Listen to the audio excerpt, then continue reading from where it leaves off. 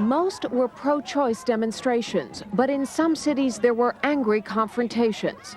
In Boston, the rally turned violent. So 43 years ago, the Supreme Court handed down Roe v. Wade. That said that a woman has a constitutional right to end her pregnancy.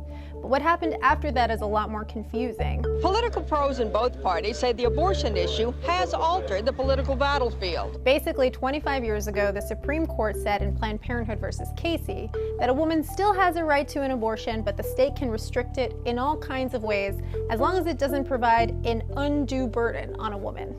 But what is an undue burden? No one has been totally clear in the 25 years since Planned Parenthood versus Casey was handed down.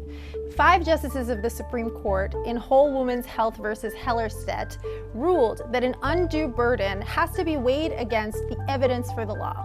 So what does that mean? Texas enacted a bunch of new restrictions on abortion providers. One of them said that all abortion providers have to have admitting privileges at a hospital within 30 miles. Another one said that instead of taking place in small freestanding clinics, all abortions have to happen in these expensive ambulatory surgical centers, which cost millions of dollars more to create. Now, Texas said that these restrictions were in the name of protecting women's health, but the abortion clinics and their attorneys and the pro-choice community said that these laws were a sham. They were actually intended to block women's access to abortion by shutting down all the safe and legal clinics.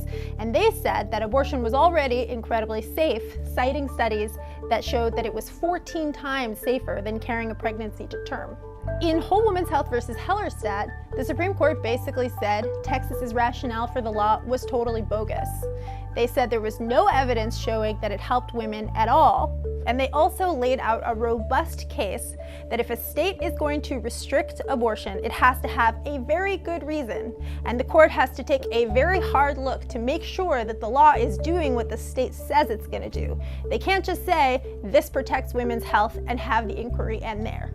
With the Supreme Court resoundingly rejecting Texas's admitting privileges provision and its ambulatory surgical center provision, advocates for abortion rights now can go back to the courts in states like Alabama, Wisconsin, Kansas, Oklahoma, Louisiana, and say these laws are unconstitutional, thus preventing more abortion clinics from closing down.